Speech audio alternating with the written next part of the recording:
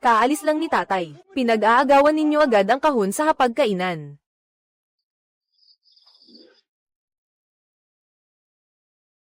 Nanay, kumain na kayo. Wala na si tatay, kailangan ninyong magpakatatag. Wala akong gana. Nanay. 7 araw pa lang mula nang mawala si tatay. Nangayayat kayo ng gusto. Lumipat na kayo sa akin. Sa totoo lang, ako ang may pinakamainam na kalagayan. Kaya rin kayong alagaan ni Guehua. Wala pang ang 7 araw si tatay. Nagmamadali kang kunin si nanay. Alam naman ng lahat kung ano ang pakay mo. Ate Guehua, anong ibig mong sabihin? Gusto mong kunin si nanay para makuha mo ang kahon ni tatay, hindi ba? Sige. Ate Guehua, kung bubuksan mo na ang usapan, hindi na ako magpapanggap pa. Nanay, ang kahon ni tatay. Ngayon, sa harap ng buong pamilya, magsabi kayo ng totoo. Ano ba talaga ang laman noon? Wala naman. Ako, may sasabihin lang ako. Buksan ang kahon, para mapanatag na ang lahat. Kuya Janhua, nakikisali ka rin sa gulo. Wala pang ang 7 araw si tatay. Nanay, kung hindi kayo magsasalita, bakit ba pinagtatanggol ninyo ito ng husto? Kailangang may dahilan kayo. Kumalat na sa buong nayon, na si tatay daw ay nag-iwan ng isang kahon ng ginto. Tama na. Magsialis na kayong lahat.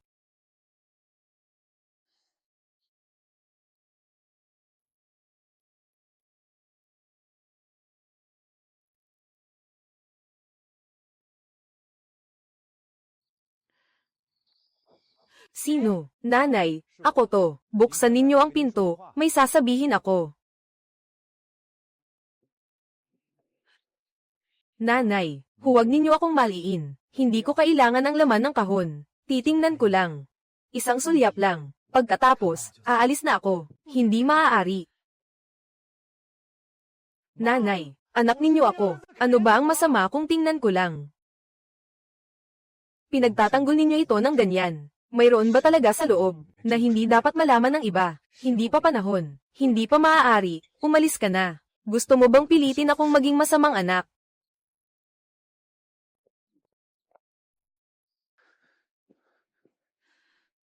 Narinig mo ba?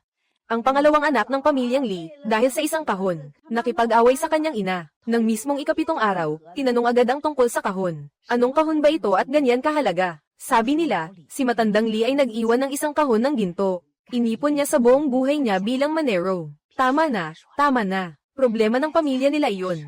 Tayong mga tagalabas, huwag na tayong makialam. Anong nakakatakot? Alam ng lahat sa nayon. Hindi pa nga nalalamayan ang labi ni Lee Daho. Nag-aaway na sila agad.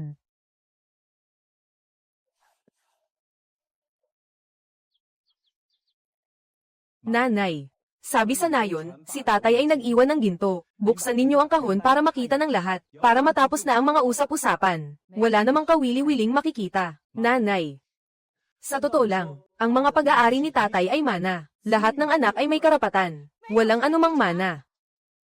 Nanay, magsasalita ako ng patas. Buksan ang kahon. Magiging panatag na ang lahat. Kapag nabuksan na, panatag na.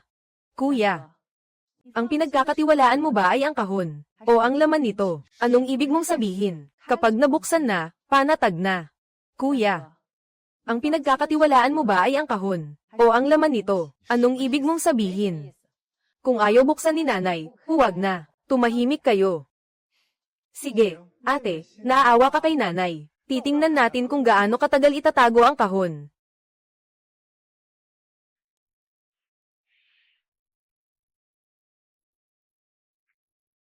Janguo, sabihin mo nga, may ginto ba talaga sa kahon ni nanay? Huwag kang mag-isip ng kung ano-ano. Kumalat na sa buong baryo. Paano kung meron nga? Iniingatan ni nanay iyan palagi. Hindi pa natin alam kung kanino mapupunta. Susunod na taon, magha-high school na ang anak natin. Maraming pangangailangan. Sabi ni nanay, bawal galawin, bawal talaga. Ang gamit ni Itay, si nanay ang masusunod.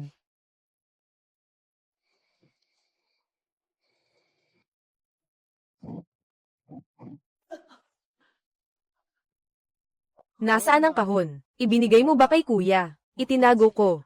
Wala na si Itay. Bakit mo pa itinatago? Saan mo inilagay? Huwag kang magtatangi. Si kuya ay anak. Ako'y hindi na ba? Anong sinabi mo? Saan mo inilagay? Huwag kang magtatangi. Si kuya ay anak. Ako'y hindi na ba? Anong sinabi mo? Sige, ipagtanggol ninyo siya. Titingnan natin kung hanggang kailan. Zialon. Sabi ni Junjun, itinago mo raw ang gamit ni Daho at ayaw mong ipakita. Buksan natin para panatag ang lahat. Makakampante na ang mga bata. Ang kahon ay huling habilin ni Lolo. Hindi pa oras para buksan. Kailan pa? Nanay, ano ba ang itinatago ninyo? Ngayon, kailangan mong magpaliwanag sa harap ng kapitan. Ang gamit ng tatay ninyo, ako ang masusunod. Sige. Kayong magdala ng kahon sa kabaong. Junjun, anong sinasabi mo? Junjun, subukan mong ulitin. Sige. Kayong magdala ng kahon sa kabaong. Junjun, anong sinasabi mo? Junjun, subukan mong ulitin. Kuya, ikaw rin pala ang nagtatanggol. Sige, makikita natin. Uwian na. Pribadong bagay ng pamilya iyan. Kasalanan ko ang nangyari ngayon. Itong si Junjun.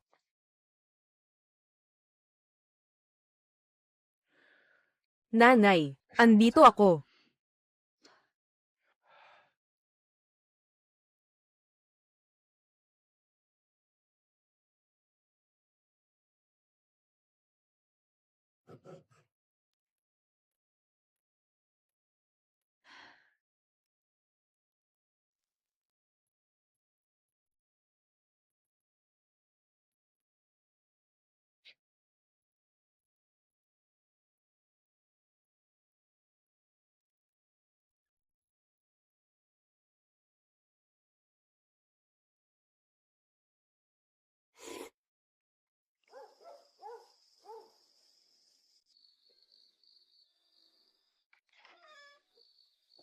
Nanay, uminom kayo ng tubig.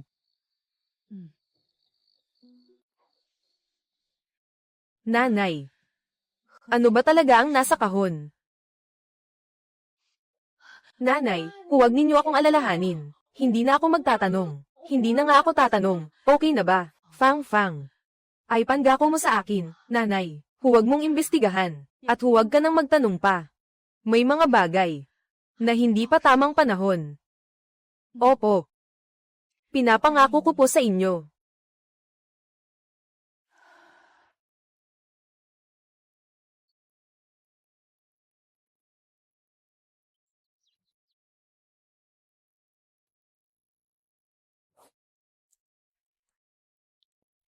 Nanay, dito ka na tumira sa akin para panatag ako. Wala ka nang dapat pang alalahanin.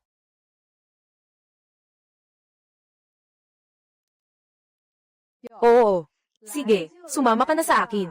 Dala-dala mo pa rin ang kahon. Ilagay mo sa bahay natin, hindi naman mawawala yon. Sanay na ako. Mas panatag ako kapag nasa tabi ko lang.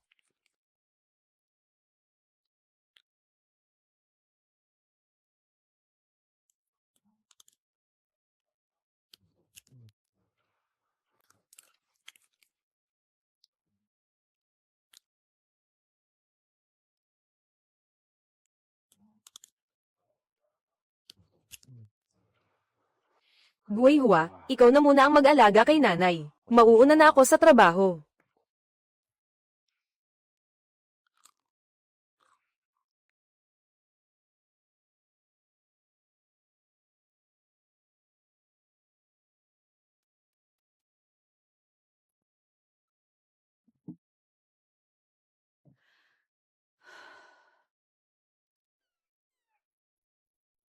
Nanay, magsabaw muna kayo. Si Junjun ang nagluto. Naka-adjust ka na ba dito? Opo. Nanay, yung kahon po. Ay, nasabi ko lang naman. Nanay, pare-pareho lang naman tayong pamilya. Kapag nakita naman, wala namang mawawala sa'yo. Buhay Hua, hindi ba dapat sunduin mo na si Xiaobao sa eskwela? Hindi mo ba siya sisanduan?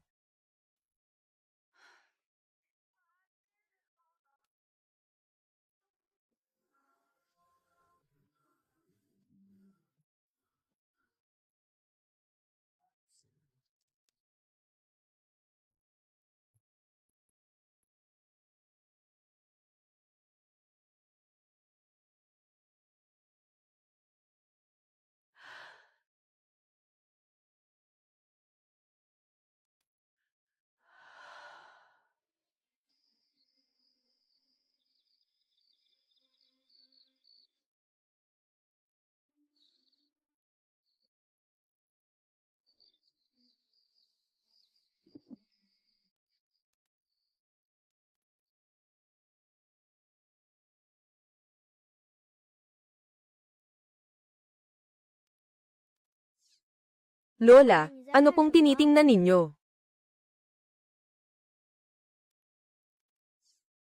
奶奶，你在看什么？ Wala naman. May hinahanap po ba kayo, Lola? Bumalik ka na sa kwarto at matulog.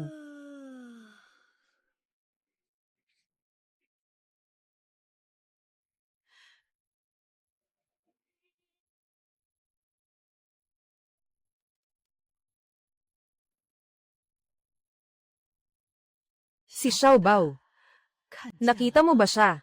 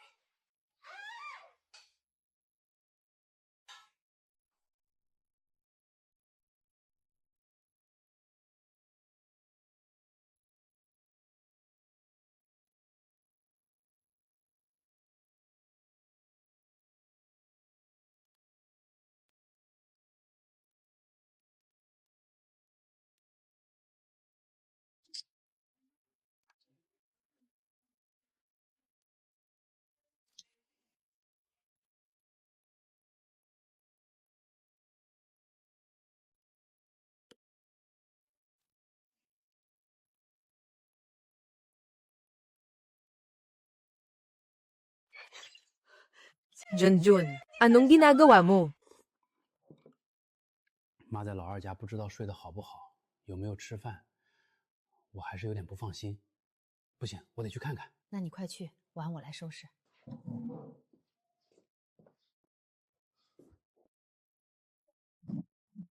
Nanay, bitawan ninyo yan. Titingnan ko lang. Kahit patayin mo pa ako, hindi ako bibitaw. Nanay, ano ba talaga ang tinatago ninyo? May kinikilingan si Itay, at kayo rin. Kinikilingan ninyo siya. Alam na niya. Hindi. Imposible yun.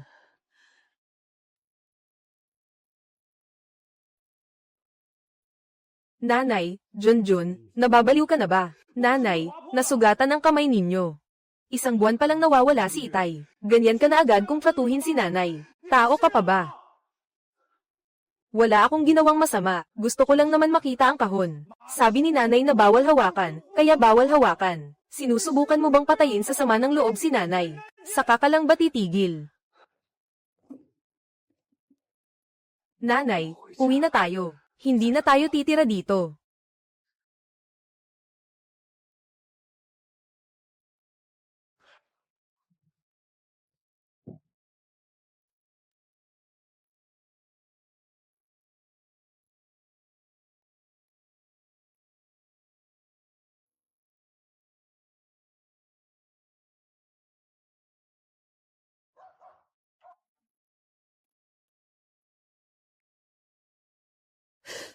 Nanay, tiisin niyo lang po. Opo. Kailangang magpagaling ang kamay mo ng kalahating buwan. Huwag ka nang makipag-agawan pa sa iba. Inumin mo na habang mainit pa. Ayos lang ako, pagod lang talaga. Nanay, wala akong silbi. Pinapahirapan lang kita. Kakausapin ko si Junjun. Huwag. Huwag mo na siyang kausapin. Pangako mo sa akin. Huwag ka nang makipag-away kay Junjun. Ayos ba? Opo. Nanay, uminom po kayo ng lugaw. Masakit pa ba ang kamay ninyo? Hindi na. Iwan mo na yan. Si Junjun, masama ang bunganga pero hindi masama ang puso. Napangunahan lang siya ng emosyon. Si Guihua ba ang may sabi sa iyo niyan? Hindi ako mismo ang naaawa sa iyo. Magkakampi kayong dalawa ni Guihua.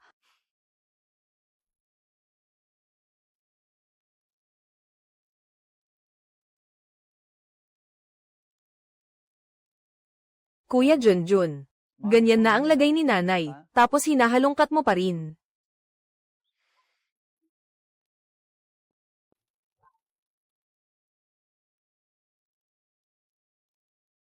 Kuya Junjun. Ganyan na nga kalubha ang lagay ni nanay, naghahalongkat ka pa.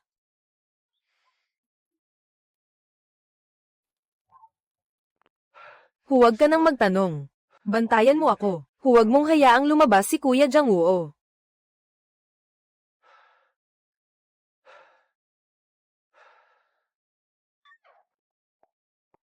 Kuya Junjun, anong hinahanap mo? Wala kang pakialam. Nasugatan na nga ang kamay ni nanay. Naghahalongkat ka pa rin dito. Umalis na kayo. Tama na ang kaguluhan.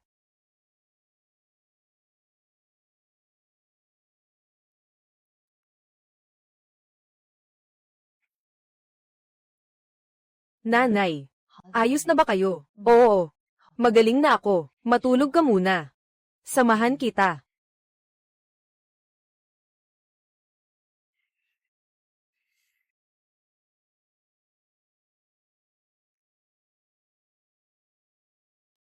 Huwag mong galawin.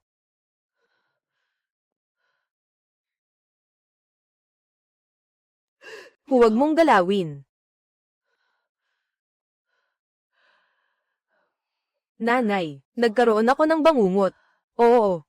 Ayos lang iyon, nanay. Ang bangungot ay kabaligtaran ng katotohanan. Nandito ako.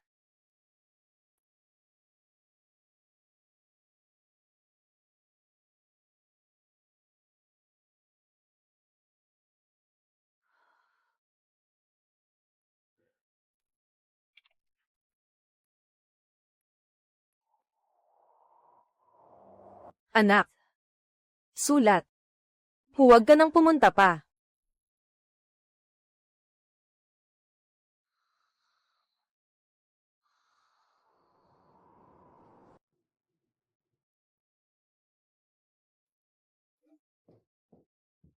Nanay, tingnan ninyo. Sinulat ko na ang kasulatan ng paghahati ng bahay. Hatiin na natin ang bahay. Ang kahon ay mapupunta sa dapat mapuntahan, para wala nang pagtatalo araw-araw. Nanay. May punto rin si Kuya Junjun. Hatiin na lang kaya natin. Hindi maaaring hatiin ang bahay na ito.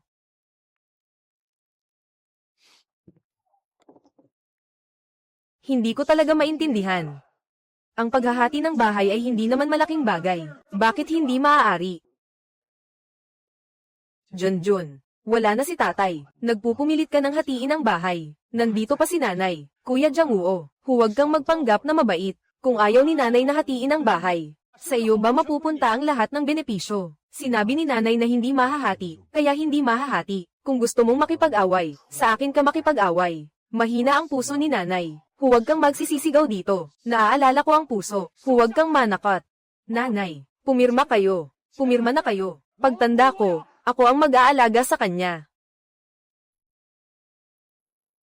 Hindi pa ako ganoon katanda para alagaan mo. Ang bahay na ito, sinabi ko na hindi mahahati, kaya hindi mahahati. Sige. Gayunpaman, ang lahat ay para kay Kuya Jang-woo. Mula ngayon, siya ang mag-aalaga sa iyo. Huwag mo na akong hanapin.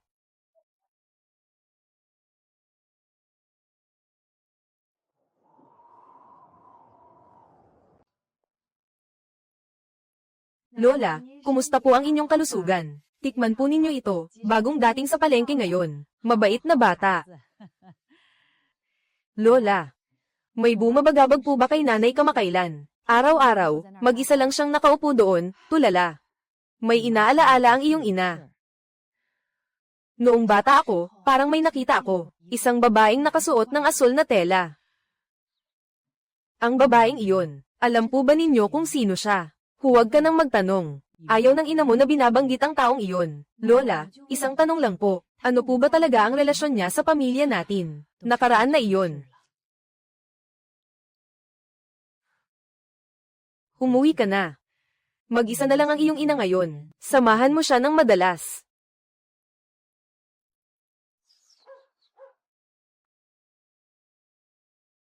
Kuya, halika. Nauna na ang isa. Ilang boss sa bayan. Araw-araw pumipila para imbitahin akong kumain. Ayos ka naman ah. Kuya, hindi maganda ang mukha mo. Hindi pa ayos ang problema sa lumang bahay. Huwag mo nang banggitin pa. Nanay. Matigas pa rin si nanay. Sabi ko maghati-hati na ng mana. Ayaw pa rin niyang pumayag. Kuya, Gusto mo bang kumita ng pera? Anong klaseng racket? Transport team. 3 second-hand na Dongfeng. Napakababa ng presyo. Kalahati lang. 3 buwan, balik agad puhunan. Saan galing ang mga truck? Sigurado ba ang mga kargamento? Ang mga truck, nakuha ng asawa ng ate ko sa Transport Supervision Station. Ang kargamento, galing kay Lizong ng factory ng building materials. Nakasay ng 1 taon na kontrata sa paghahakot. 1 truck, kita ng 12,000 bawat buwan. 3 truck sabay-sabay na papatakbuhin. 3 buwan, netong kita mahigit 60,000. Sige, magkano ba ang kailangan? 50,000.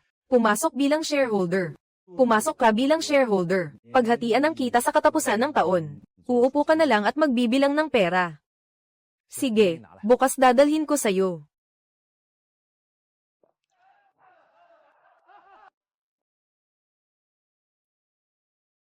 Uminom na naman kayo. Oo, nilbre ni Guosheng.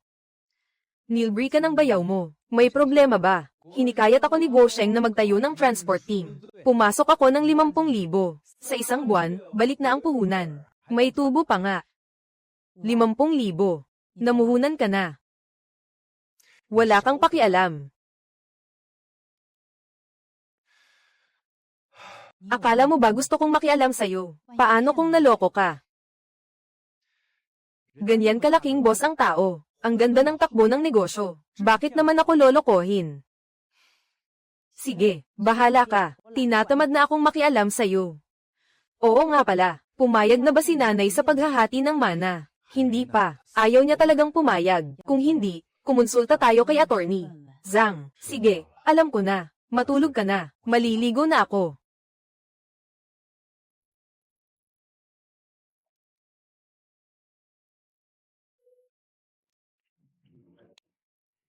Guosheng, kailan ba talaga magsisimula ang tungkol sa mga truck? Bakit ka nagmamadali? Kuya, magtiwala ka sa akin.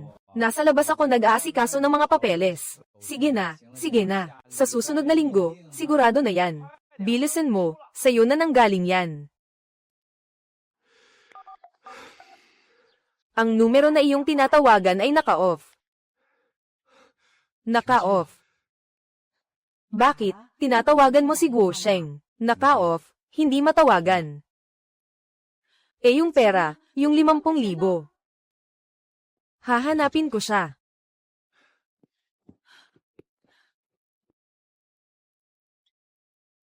Saan mo naman siya hahanapin? Nasaan si Guosheng? Nag-business trip siya. Babalik siya sa loob ng ilang araw. May kailangan ka ba sa kanya? Naka-off ang cellphone niya. Hindi mo alam. Naka-off. Maayos naman siya nung umalis. Binigyan ko siya ng 50,000 para sa negosyong paghahakot. Nasaan na siya? Anong paghahakot? Hindi niya sinabi sa akin. Ang sabi niya sa akin, paghahakot. Sabi sa iyo, negosyo, pero niloko ka sa magkabilang panig. Kuya, huwag kang mag-alala. Mahilig siyang magsugal. Bihirang umuwi. Sabi sa labas, may negosyo raw. Hindi ko alam kung magkano ang natalo. Pero siguradong babalik siya. Kinuha niya ang 50,000 ko para bayaran ng utang sa sugal. Naniniwala ka pa sa kanya.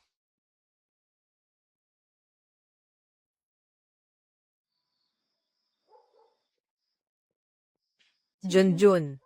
Wala na ni piso sa 50,000. Eh, paano na? Wala nang sumasagot sa telepono. Hindi rin siya makontak ng kapatid kong babae. Malamang hindi muna siya uuwi. Kailangan na ni Xiaobao ng pambayad sa tutorial. May monthly housing loan pa kami. Napakahirap talaga ngayon. Kung hindi na mababawi ang pera, pumunta tayo kay nanay at singilin. May pera siya. Hindi pwedeng laging pabor kay kuya ang lahat. Sige. Bukas, kukunin ko si Atty. Zhang. Umuwi tayo at hatiin na ang ari-arian. Sige. Kailangan natin ang perang ito ngayon. Matigas ang ulo ni nanay. Malamang hindi siya papayag agad. Kung ayaw niya, ipapaharap natin ang abogado. Tayo ang nasa tama. Kung aabot sa ganun, mawawasak ang pamilyang ito. Kung mawasak, edi mawasak. Pumunta ka na lang. Dapat nating makuha ang nararapat sa atin. Oo, bukas ng umaga, aalis agad ako. Bantayan mo si Xiaobao dito sa bahay. Oo, huwag kang mag-alala.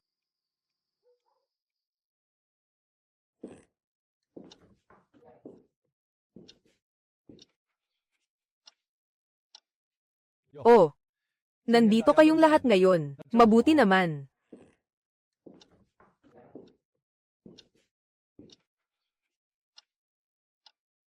Oh, nandito kayong lahat ngayon. Mabuti naman. Nanay. Siya si Attorney Zhang mula sa bayan. Ang mana na iniwan ni tatay. Gusto ko sanang samantalahin na nandito ang lahat. Pag-usapan na natin ngayon ng malinaw. Ano ang gusto mong pag-usapan? Nagdala ka pa ng tagalabas sa bahay. Ano bang pinaggagawa mo? Aling. Huwag po kayong mag-alala. Pinatawag lang po ako ni Janjun para magtanong. Kung may naiwan po ba si tatay bago siya pumanaw? Anong itatanong? Ang mga gamit ng tatay ko. Ikaw na tagalabas, bakit ka nakikisali? Kuya, tumabi ka. Ngayon, hihingi ako ng sagot kay nanay. Dapat may linaw ang parte ko. Dapat may paliwanag. Junjun, nagdala ka ng abogado para takutin si nanay. Alam mo namang mahina na ang katawan ni nanay. Nanay, may gusto rin po sana akong sabihin. Gusto ko pong magsabi sa inyo. May negosyo raw sa labas si Guo Sheng. May nangyari po kasi sa amin ngayon. Gusto ko po sana sa inyo. Manghiram. Nanay. Yung 50,000 ko po, naubos, naloko po ako. Wala nang natira kahit piso. Dapat ibigay na sa akin ang parte ko ngayon. Ang tatay mo. Walang iniwang pamana. Dapat ibigay na sa akin ang parte ko ngayon. Ang tatay mo. Walang iniwang pamana. Nay. Sinasabi ninyong walang pamana. Oo, Ginoong Zhang. Wala pong iniwang pamana ang pamilya namin. Ang tatay mong si Deho, malinis na namatay. Walang naipon na kayamanan, at wala ring itinago. Walang pamana. Nay, sino ba ang niloloko ninyo? Kung talagang wala, bakit ninyo pinagtatanggol ng ganyan? Kuya, paano kung totoo ang sinasabi ni nanay? Maniwala ka dyan. Buong buhay ni tatay nakayuko sa lupa. Nang mamatay, ako lang ang natira. Saan siya kukuha ng kayamanan na itatago? Nay. Hindi pwedeng tapos na agad dahil lang sa sinabi ninyong wala. Ang mga deposito sa pangalan ng matanda, ang titulo ng lumang bahay. Pwede naman pong tingnan ayon sa batas. Ano ang titingnan? Kung sabi ni nanay wala, edi wala. Bakit mo siya pinipilit? Hindi pwedeng tapos na agad dahil lang sa sinabi ninyong wala. Ang mga deposito sa pangalan ng matanda, ang titulo ng lumang bahay. Pwede naman pong tingnan ayon sa batas. 查什么查？我妈说没有就没有，你非逼她干什么？ Ang problema ko.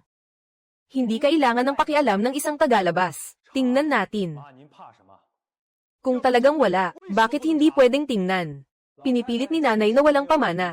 Hindi ko kayang mamagitin. Sa pagkakataong ito, mukhang naparito ako ng walang saysay. 走吧，我们家不需要律师。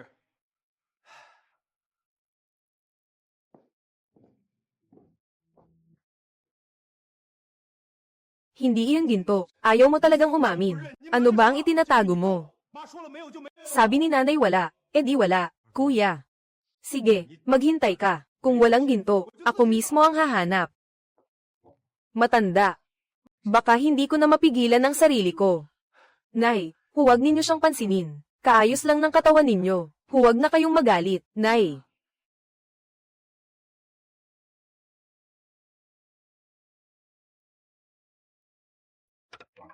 Kuya, bakit ba tayo nandito sa lumang bahay? Naparito para hanapin ang ginto. Dito tumira si tatay ng mahigit 10 taon. Kung may nakatagong ginto sa kahon, baka dito rin niya itinago. Paano kung wala talaga? Tumahimik ka, hindi pwedeng wala. Tulungan mo akong halughugin ang loob at labas.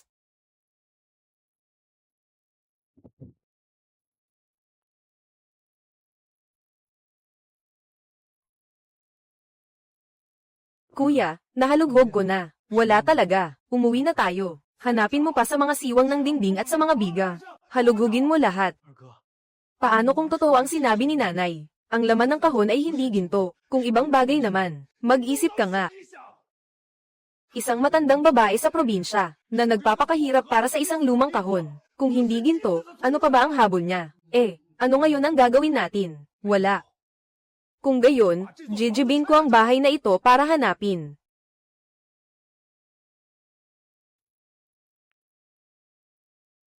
Kung gayon, jijibin ko ang bahay na ito para hanapin.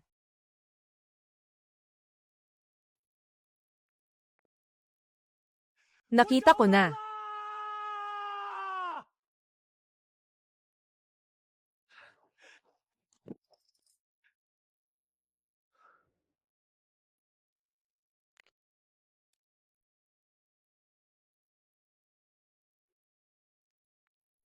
Ang sulat ni tatay, larawan ni Itay noong bata pa siya. Yung isa, hindi ko pa nakikita kailanman. Pero bakit kailangang ilagay ni Itay ang larawang ito, kasama ng mga baryang pilak sa loob ng kahon? Alam din kaya ng taong ito kung nasaan ang mana. Kuya Junjun, sino ito? Hindi ko alam. Kailangan nating tanungin si nanay.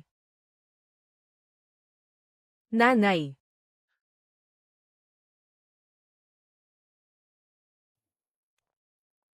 Nanay. Ano pa bang masasabi mo? Ano ito? Itong isang kahon ng baryang pilak. Ako at si Junhua ang naghukay nito sa lumang bahay. Hindi man ito kasing halaga ng isang kahon mong ginto, pero pwede pa rin itong mapalitan ng pera. Walang ginto si nanay. Wala ring iniwang mana ang tatay mo. Hindi ko alam ang mga bagay na ito. HMP, hindi mo alam. Akala mo ba tanga ako? Kung gayon, itong taong ito, anong kinalaman niya sa mana ni Itay? Walang ginto si nanay. Wala ring iniwang mana ang tatay mo. Hindi ko alam ang mga bagay na ito. HMP, hindi mo alam. Akala mo ba tanga ako? Kung gayon, itong taong ito, anong kinalaman niya sa mana ni Itay?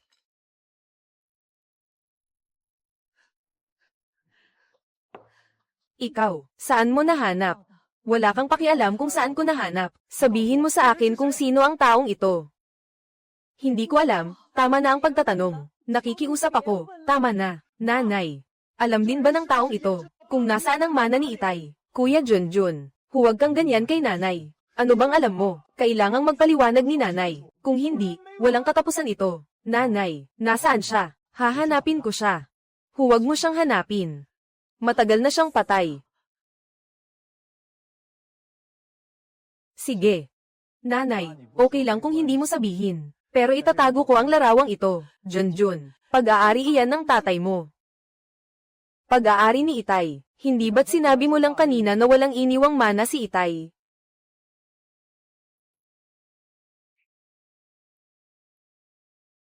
Imbestigahan mo. Ano ang pangalan ng taong ito at saan siya nakatira? Gusto kong malaman ang katotohanan. Isang estranghero. Bakit ganyan na lang kitakot si nanay?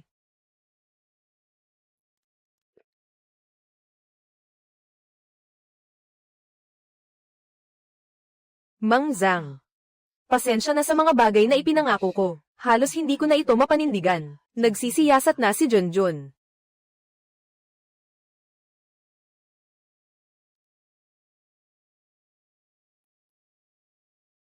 Nanay, sino ang taong ito? Wala lang. Lumabas ka.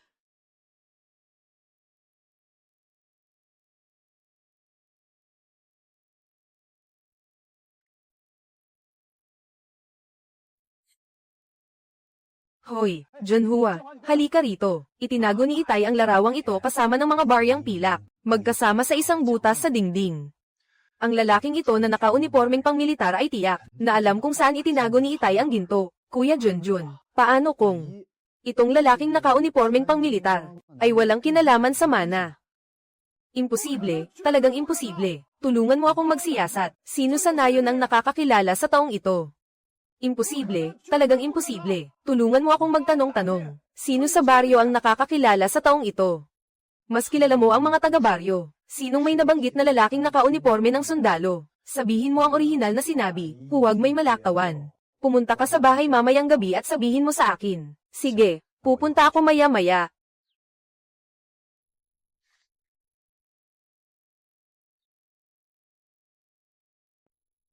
Nanay, huwag po kayong malungkot, uminom kayo ng lugaw. Wala pa po kayong kinakain maghapon. Nanay. Natanong ko na noon si Aling Wang. Sabi niya iba raw si Junjun sa iba naming mga anak. Hindi raw katulad. May iba pa ba siyang sinabi? Wala na siyang ibang sinabi. Noong una hindi ako naniniwala, pero naalala ko kagabi, nakita ko, yung litrato sa loob ng kahon. Kamukhang kamukha ni Junjun yung lalaking naka-uniforme sa litrato. Kamukha. Saan banda kamukha? Ang mga mata at kilay, pati ang paraan ng pagtawa. Nanay, may gusto po akong itanong. Ano iyon? Nanay. Si Junjun po ba? Hindi po ba talaga natin kadugo? Kamukha. Saan banda kamukha? Ang mga mata at kilay, pati ang paraan ng pagtawa.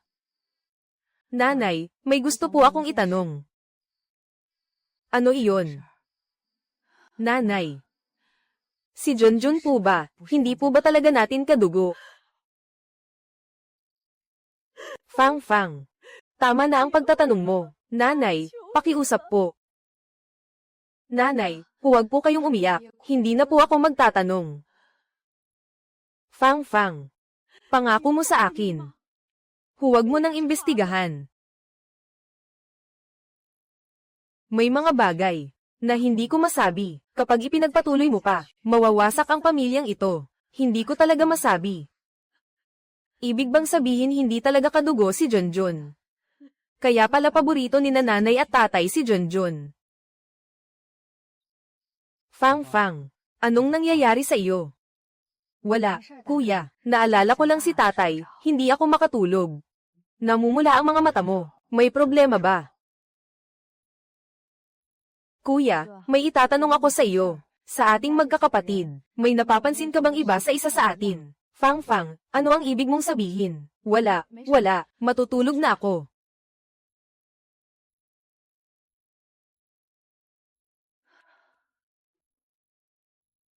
Ang mga luha ni nanay. Ang sulat sa ilalim ng unan. At ang katagang iyon na hindi niya masabi. Buong gabing umikot sa isipan ko. Kuya Junjun.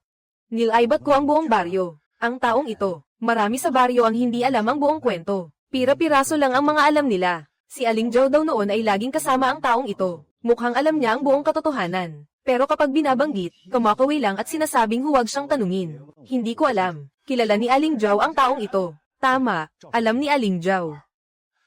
Sabi ng ilang matatanda, ang taong ito noon ay nagtrabaho sa minahan sa bayan. Sila ni tatay ay matalik na magkaibigan. May nangyaring aksidente sa minahan. Muntik nang madamay ang tatay natin. Matalik na magkaibigan. Malamang alam ng taong ito ang lahat. Saan itinago ni Itay ang kayamanan? Walang nakakaalam ng mga detalye. Pero lahat ay nakaturo sa minahan sa bayan. Sabi nila kung hinahanap mo ang iniwan ni Itay, pumunta ka sa minahan at tanungin mo ang mga nakatatanda. Ang minahan sa bayan. Iyon na nga ang daan para malaman ang tungkol sa kayamanan. Junjun, bukas ng umaga pumunta ka agad sa minahan at magtanong. Kilala siya ni Aling Zhao. Kilala rin siya ng mga tao sa minahan. Kung gayon, siya at ang kayamanan ni Itay. Tiyak na may koneksyon iyon. Bukas ipagpatuloy mo ang pag-iimbestiga. Kung may nangyari, sabihin mo agad sa akin. Pupunta muna ako bukas ng umaga kay Aling Zhao. Sige, kuya.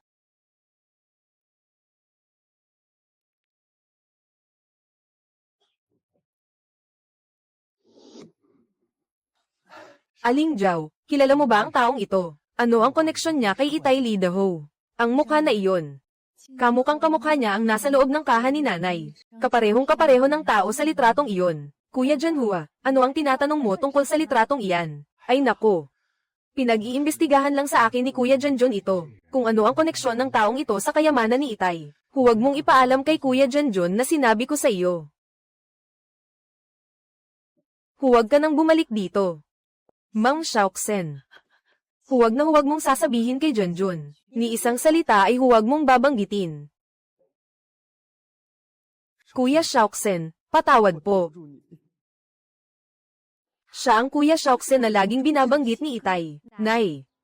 Parang may nakita ako noong bata pa ako. Isang babaeng may karga kay Junjun. Naaalala pa po ba ninyo? Bakit mo tinatanong iyan? Huwag mo nang banggitin ang mga nangyari noon. Nay, huwag po kayong mag-alala. Nagtatanong lang po ako ng basta-basta. Ang babaeng iyon, may kaugnayan ba siya sa isang sundalo? Ang sundalong iyon ay apelyidong Zhang. Ang pangalan ay Xiaoxen. Nang magkaroon ng aksidente sa minahan, namatay siya. Pero nailigtas niya ang buhay ng iyong ama. At nag-iwan pa siya ng isang bata. Si Junjun ba ang nagpadala sa iyo para mag-usisa? Huwag mo akong ilagay sa kapahamakan. Iniimbestigahan din ni Junjun ang taong ito. Pero ang sa kanya ay para sa kayamanan ni Itay. Iba ang pinag-aalala ko. Kung malaman ni Junjun ang tunay niyang pinagmulan, ang sikretong iningatan ni nanay sa loob ng kalahating buhay niya, mawawalan lang ng saysay. Aling Zhao. Zhao. Aling Zhao. Zhao. Junjun pala. Bakit ka na parito? At bakit ang dami mo pang dalang gamit? Aling Zhao, kilala po ba ninyo ang taong ito? Sabi sa baryo, kayo daw po ang madalas niyang kasama noon. Ito. Ay ito po si Mang Zhang. Bakit mo tinatanong iyan? Aling Zhao? Zhao, gusto ko lang po sanang malaman kung ano ang koneksyon nitong si Mang Zhang kay Itay. Alam kaya ni Mang Zhang kung saan itinago ni Itay ang kanyang kayamanan. Noon kasi, si Mang Zhang at ang iyong amang si Daho, para na silang iisang tao kung magkasama. Noong gumuho ang minahan, itinulak kaagad ni Mang Zhang ang iyong ama papalabas para mailigtas ito. Pero siya mismo ang namatay. Bago bawian ng buhay si Mang Zhang, may ibinulong pa siya kay Daho. Hindi ko alam kung ano ang sinabi niya. Pagbalik ng iyong ama, nag-iba na siya. Araw-araw ay laging nakayuko at hindi nagsasalita. Ito ay mas nakakaalam ang mga taga-minahan sa bayan. May naiwan ba si Mang Zhang? Paano ang anak niya? Nasaan ang anak ni Mang Zhang? Junjun, huwag mo na akong tanungin. Hindi ko maipaliwanag ng maayos ito. Pumunta ka na lang sa minahan at magtanong doon.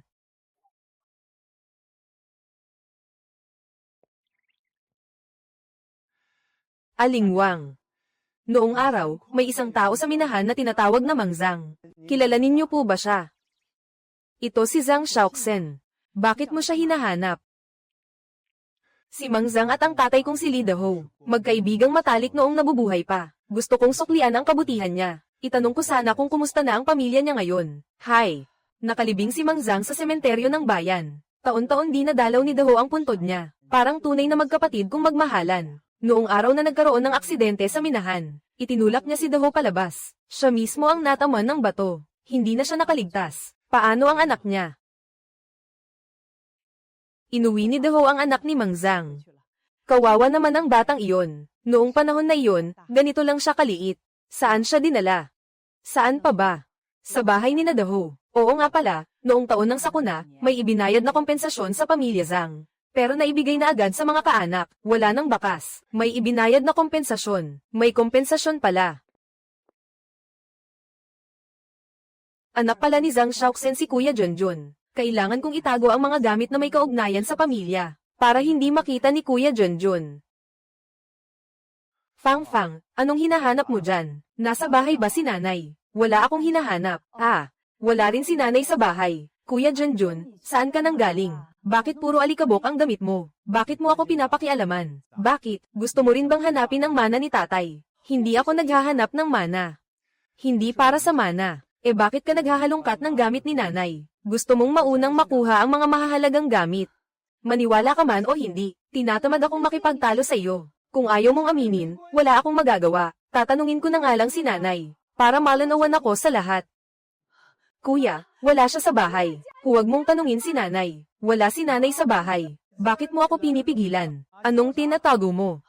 Wala akong tinatago. Kuya Junjun, huwag kang pumasok. Ang dumi-dumi ng damit mo. Umuwi ka muna at magpalit ng damit bago mo hanapin si nanay. Pati pagpunta ko sa kwarto ni nanay pinapakialaman mo. Huwag mo nang puntahan ang kwarto ni nanay. Kapag nalaman mo ang totoo, magkakagulo. Anong magkakagulo? Anong ibig mong sabihin? Ang ibig kong sabihin, kapag ganyan ka ng ganyan kay nanay, masasaktan lang siya. Huwag ka nang magtanong pa. Tara, sabay tayong maghanap. Tingnan natin kung sino sa atin ang unang makakita kung nasaan ang mana. Kuya Junjun, pasensya na. Hindi ko gusto ang mana. Natatakot lang ako na kapag nalaman mo ang totoo, baka hindi mo kayanin. Kahapon naghalongkat si Fang Fang sa lumang bahay. Tiyak na naghahanap din siya ng bakas ng manang iniwan ni tatay. Gustong maunahan ako sa pagkuha ng mana. Kuya, kilala rin ni Mang Kui sa baryo si Mang Zhang. Kilala rin ba talaga ni Mang Kui? Oo, buti naman, nadagdagan ang lead natin. Sige, pupunta na ako kina Mang Kui. Mang Kui, kilala ninyo po ba ang taong ito? Ito ay si Mang Zhang. Kapatiran ni Daho noon. Sabi nila, nag-iwan daw siya ng isang bata noon, na inuwi ng aking ama. Ang batang iyon, matandang lalaki, ay inuwi at inalagaan ni Daho. Mula pagkabata, doon na sa inyo lumaki. Itinago ni Zialan ang sekreto sa loob ng kalahating buhay. Huwag mong buksan ang sugat ng ibang tao. Anong sekreto ba ang tinatago nila? Wala namang sinasabi. Tungkol sa pagtatanong mo kay Mang Zhang, wala kaming alam. Huwag mo kaming pahirapan.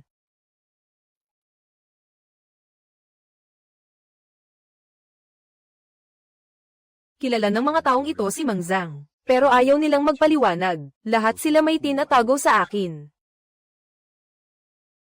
Sabi ni Aling Zhao, iniligtas niya si Itay. Bago mamatay, may ibinulong pa kay Itay. Pagka-uwi ni Deho, nag-iba siya. Sabi ni Aling Lin, may anak daw si Mang Zhang, na inuwi ni Itay. Sabi ni Mang Kui, ang batang iyon ay nasa pamilyang Li.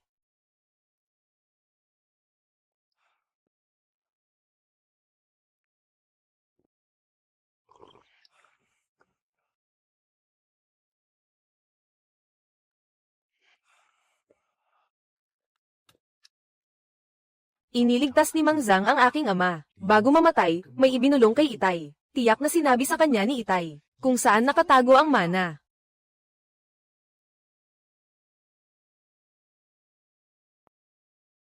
Ang anak ni Mang Zhang ay ipinagkatiwala niya kay Itay. Ang nakakaalam kung saan ang mana ay ang batang iyon. Kailangan ko lang hanapin ang batang iyon, at malalaman ko na ang tungkol sa mana.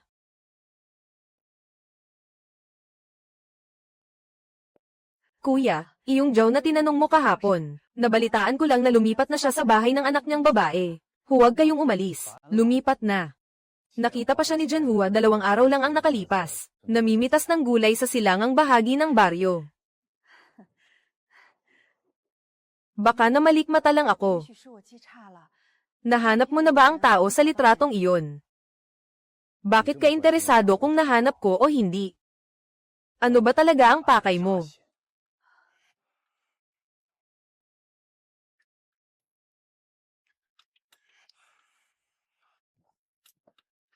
Kahapon hinalughog mo ang mga gamit ni nanay. Ngayon tinatago mo ang litrato ko. Gusto mo lang ang lahat ng iniwan ni Itay. Lahat-lahat, hindi ba? Wala ako.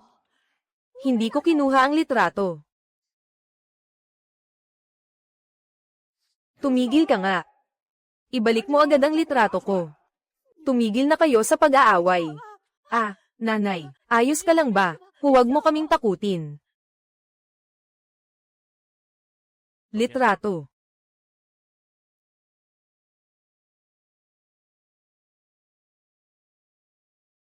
Iniligtas ni Mang Zhang si Itay. Nag-iwan ng bata na inuwi ni Itay. Ang batang iyon ay nasa pamilyang Li. Alam ito ng mga tao sa bayan at sa minahan. Pumunta ka sa mga tao sa bayan.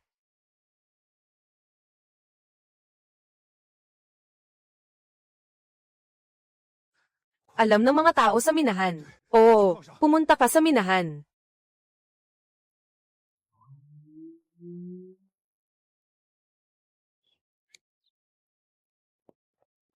Mang, iyong Zhang Shaoxen sa minahan noon.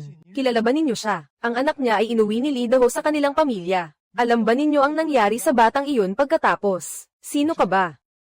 Bakit dala mo ang litrato nilang dalawa? Mang, ako po ang anak ni Li Daho. Sabihin ninyo po sa akin ang tungkol sa anak ni Mang Zhang. Saan napunta at ano ang pangalan niya? Ano ang nangyari sa batang iyon pagkatapos kunin ni Daho? Hindi ko rin nakita. Hindi na kailanman binanggit ni Daho ang bagay na iyon. Pero, nandito pa ang toolbox na iniwan niya noon. Baka may makita tayong clue doon. Pag-isipan niyo pa pong mabuti. Tumira rin naman ang batang iyon sa pamilya Li. May nakakita naman siguro. Tumira rin naman ang batang iyon sa pamilya Li. May nakakita naman siguro. Wala bang iniwang bilin si Mang Zhang? Pati ang mga record sa minahan ay ibinaon na. Walang nakakaalam.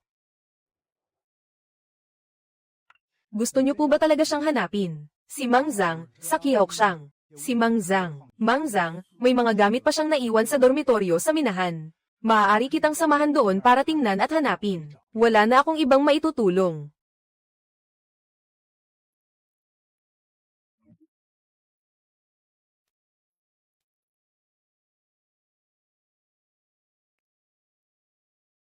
Ito.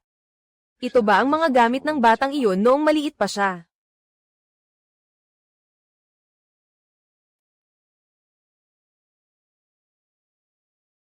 Ang ulilang iyon.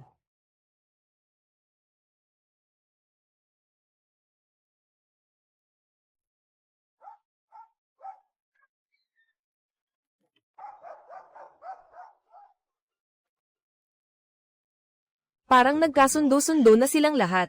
Sino nga ba talaga ang batang iyon? Talaga bang hindi ninyo alam? O ayaw lang ninyong sabihin? Ang mga taga-nayon ay nagtatakip para kay nanay tungkol sa batang iyon. Ang batang iyon, siguradong alam niya ang mana ni tatay.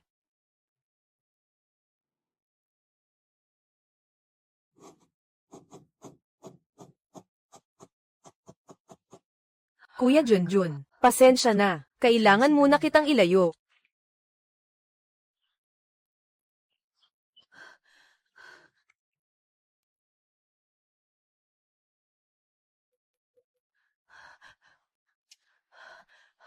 Sino iyon? May dumating.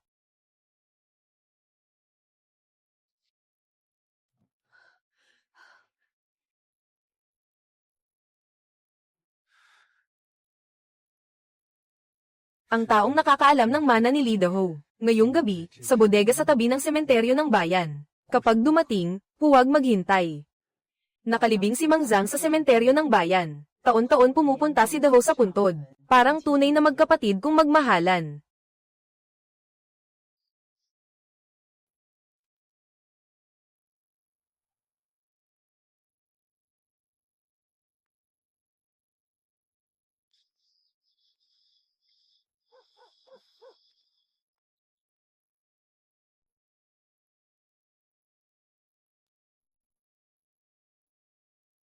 Saan may nakakaalam? Sinong may lakas ng loob na lokohin ako? Nandito na tayo. Ang puntod ni Mang Zhang. Hindi ba't nasa sementeryo lang sa likod iyon? Tingnan mo.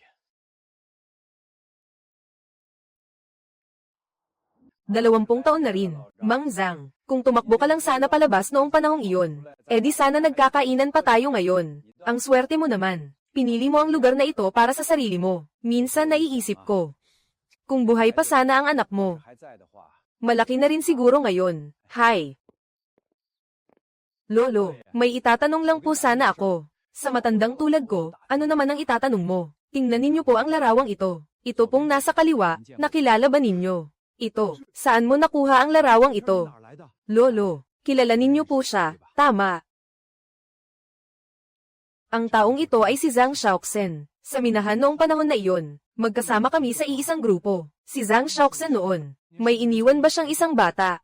Sabi ng mga taga-nayon ay ang tatay ko. Iniuwi ang batang ito. Totoo ba ang mga ito? Ikaw ang anak ni Lee Daho. Ang mga pangyayari noon, napakatagal na kasi. Ang natatandaan lang ng matandang ito. Mayroon ngang isang pangyayari. Lolo, sabihin niyo na po sa akin. Sino po ba talaga ang batang iyon noon? Iyan ay hindi ko na alam. Ang natatandaan ko lang ay noong panahong iyon si Xiaoxen. Mukhang may naiwan siyang isang kahon. Ibig niyo pong sabihin ay kahon. May kaugnayan sa pagkatao ng batang iyon. Mukhang may naiwan siyang isang kahon. Ibig niyo pong sabihin ay kahon. May kaugnayan sa pagkatao ng batang iyon. Ang katotohanan sa buong pangyayari. Kailangan lang mahanap ang kaong iyon. Kung hindi ako nagkakamali, ang bata ay dapat ipinanganak sa pagitan ng taong 1975 at taong 1978. Lalaki ang bata. Hindi ko na matandaan ang eksaktong taon. Alam mo ba kung ano ang pangalan ng bata? Hindi na malinaw sa akin ang bagay na iyon. Medyo madilim na. Umuwi na tayo ng maaga. Kahon na naman. Bata, maraming taon na ang lumipas. May mga bagay na hindi mo dapat malaman. May mga bagay. Malinaw na, malinaw. Hindi pwede. Kailangan ko munang tanungin si nanay ngayong gabi. Nanay, tulog ka na ba? Pasok ka. Nanay, pumunta ako sa sementeryo ngayon. Sabihin mo sa akin, sino sa pamilya natin noong unang panahon? Ang batang inuwi ni Itay. Anong pinagsasabi mo? Pinagsasabi ko, sinabi na sa akin lahat ni Mang Chin. Ako ba talaga iyon? Junjun, ikaw ang tunay na anak ni nanay. Hindi mo ba sasabihin sa akin? Sige. Hindi sinasadya ni nanay na ilihim ito sa iyo, kundi natatakot siya na kapag nalaman mo ang totoo, hindi mo ito matatanggap. Nanay, ayaw mong aminin, hindi ba? Kung gayon, magpa-DNA test na tayo. Nababaliw ka na ba? Anong DNA test ang pinagsasabi mo? Kuya, huwag kang makialam. May karapatan akong malaman kung sino ako. Kuya Junjun, tama na. Kailan pa naging, bahala ka sa pamilyang ito. Ang babaeng nag-asawa na, ay parang tubig na itinapon na. Huwag ka nang makisali sa mga bagay-bagay dito. Junjun, Anong sinasabi mo? Totoo ang sinasabi ko. Junjun. May mga bagay na mas masakit kapag nalaman mo. Tigilan mo ako sa mga ganyang salita. Ang masakit sa akin ay 37 taon akong niloko. Kuya Junjun, tama na. Nanay. Kailangan mong magpaliwanag sa akin ngayon. Aminin mo man mismo. O magpa-DNA test tayo. Junjun, huwag mong pilitin si nanay. Ikaw ang pumipilit sa akin. Pinalaki mo ako, pero hindi mo sinabi kung sino ako. Anong klase kang nanay?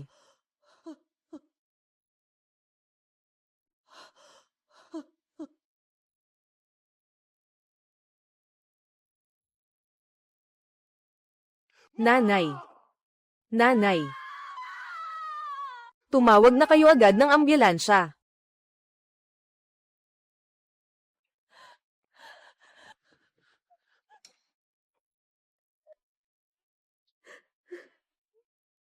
Kung may mangyaring masama kay nanay, ikaw ang papatay sa kanya.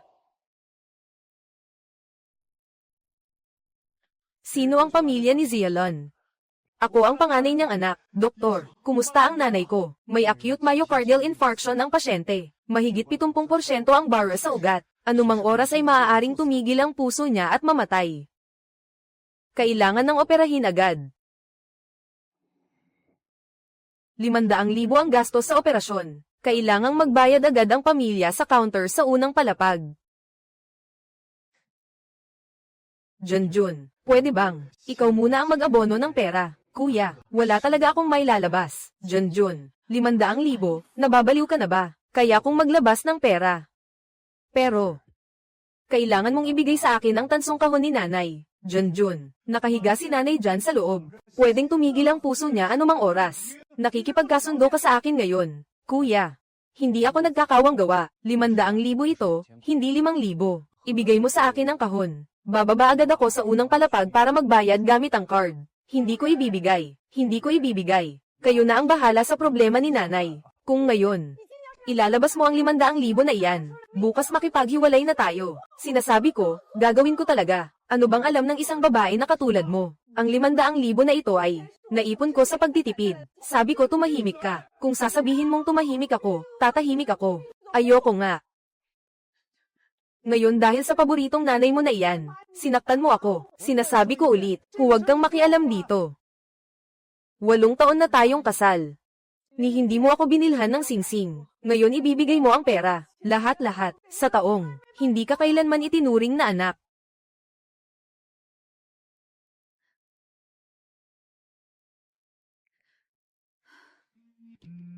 Hoy, ano iyon? Sabihin mo agad. Mahal, kailangang oprahan si nanay. Nasaan ang 3 mong kuya? Hanapin mo sila. Sabi ng doktor kailangan ng 500,000. Li Jianfang, nababaliw ka na ba? Saan tayo kukuha ng 500,000? Mag-isip ka ng paraan. Ang 3 mong kuya, bakit tayo pa ang maglalabas ng pera? Nanay ko iyon. Hindi ko kayang panoorin siyang mamatay. Hindi lang ikaw ang anak ng nanay mo. Nasaan ang pangalawa mong kuya? Hindi ba't may pera siya? Pahiramin mo muna ako, babayaran kita ng paunti-unti. Mag-isip ka ng sarili mong paraan.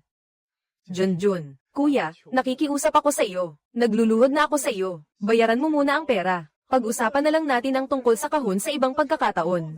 Kuya, nakikiusap ako. Ibigay mo muna sa akin ang kahon. Junjun, kung paano ka tinrato ni nanay, alam mo mismo sa puso mo. Ngayon hahayaan mo na lang siyang mamatay. Huwag mong banggitin si nanay sa akin. Hoy! Doktor, may pasyente sa emergency room. Kailangan ng oprahan agad. Sige, oprahan na. Ano pang hinihintay ninyo? Hindi pa nababayaran ng pamilya ang operasyon. 500,000. Doktor, pwede bang bigyan ng priority ang pasyente sa Green Lane? May patakaran ang ospital. Alam ko po, pero kritikal na po ang lagay ng pasyente. Delikado po ang buhay niya anumang oras. Ito po ang ECG ng pasyente. Tingnan niyo po. Dal-iyan mo. B. Hi. Doc, kumusta po si nanay? Tapos na po ang operasyon. Pero, masyadong malaki ang namatay na bahagi ng puso. Ginawa na po namin ang lahat. Maaaring, hindi na po siya umabot ngayong gabi. Magpaalam na po kayo sa kanya. Nanay. Jang-uo, kapag wala na ako, Sa kanyo buksan ang kahon. Ikaw na, ang baalang mag-alaga sa mga kapatid mo. Nanay, gagaling ka rin. Mga anak ko, kayo ang pinaka-aalalahanan ni nanay. Nasaan si Junjun? Nasa labas po, tatawagin ko. Huwag na.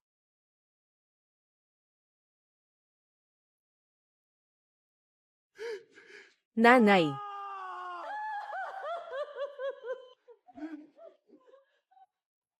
Wala na si nanay. Hindi ko man lang siya naharap sa huling sandali. Nanay, ako ang pumatay sa'yo. Kasalanan ko. Patawad po. Kasalanan ko ang lahat. Wala na si nanay. Dapat buksan na ang kahon ngayon, di ba? Sabihin mo ulit. Sabi ni nanay noon, kapag wala na siya, buksan na ang kahon. Ngayon wala na siya. Dapat nang buksan ang kahon, di ba? Sa harap mismo ng kabaong ni nanay mo sasabihin mo yan. Nawala na ba ang konsensya mo? Kawawa naman si Zialon. Nagpalaki ng isang walang utang na loob. Totoo naman, di ba? Hi, Junjun. Nandito pa si nanay. Pag-usapan natin kapag tapos na ang burol ni nanay. Hindi na makapaghintay. Dapat buksan ngayon na. Kuya Junjun, tama na. Bago pa mawala si nanay, ikaw pa rin ang iniisip niya. Nakukonsensya ka ba sa ginawa mo kay nanay? Huwag mong banggitin si nanay sa akin. Habang buhay pa siya, nililihim niya sa akin. Ngayong wala na siya, naglilihim pa rin siya. Pinatay mo na si nanay. Hindi pa ba sapat yan sa'yo? Noong buhay pa siya, pinahirapan mo siya. Ngayong wala na siya, pinahihirapan mo pa rin siya. Dati kumampi ako sa'yo laban kay nanay. Ngayon pinatay natin siya. Hindi ka pa rin tumitigil. Tao ka pa ba?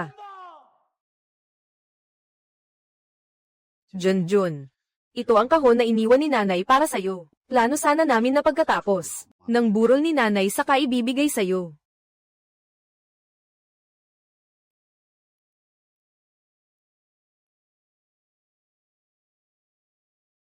Ako. Zhang Shaoxen.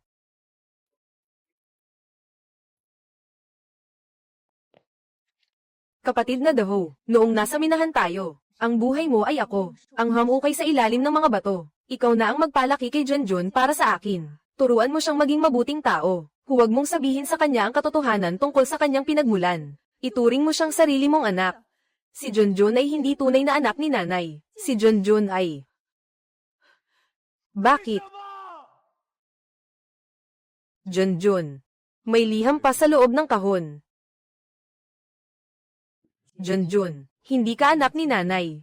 Ngunit inalagaan ka niya sa loob ng 37 taon. Ikaw ay tunay kong anak. Kahit na nanibago ka sa simula, naging totoo ang pagmamahal ko sa iyo.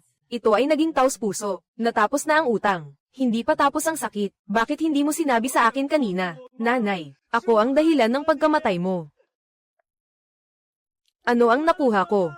Ang nakuha ko ay isang liham. Ang sikreto na itinago ni nanay gamit ang kanyang buhay. Upang protektahan ako, si nanay. Ngunit ngayon, ako ang pumatay sa kanya dahil sa pagpupumilit. Dalawang ama. Ang isa ay nagbigay sa akin ng buhay. Ang isa naman ay nag-alaga sa akin ng mahigit 30 taon. Ngunit nakipagtalo ako sa kanya sa loob ng maraming taon. Nanay. Minahal mo ako mula simula hanggang wakas. Ngunit ako. Ano ang ginawa ko sa iyo?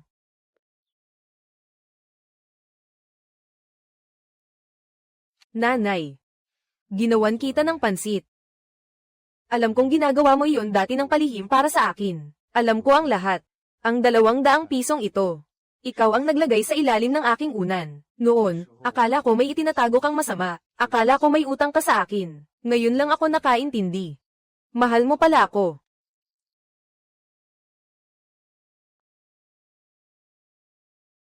Junjun.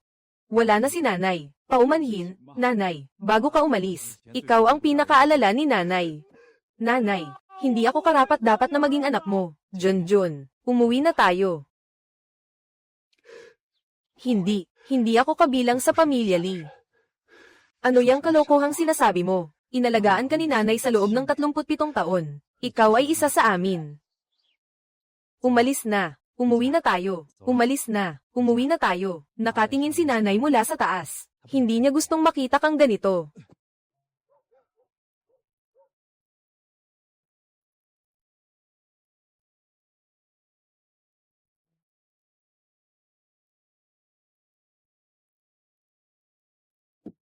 Nanay.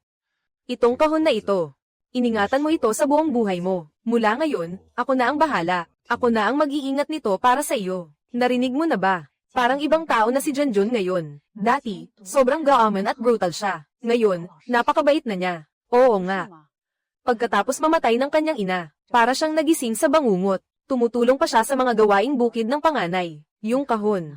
Nakasara pa rin. Oo, nakalak. Kahit sino magtanong, hindi niya binubuksan. Katulad ng kanyang ina. Ano kaya ang laman ng kahon na yun? Ito ay itinatago ng 2 henerasyon. Sino ba ang nakakaalam? Baka. Hindi pala ito ginto.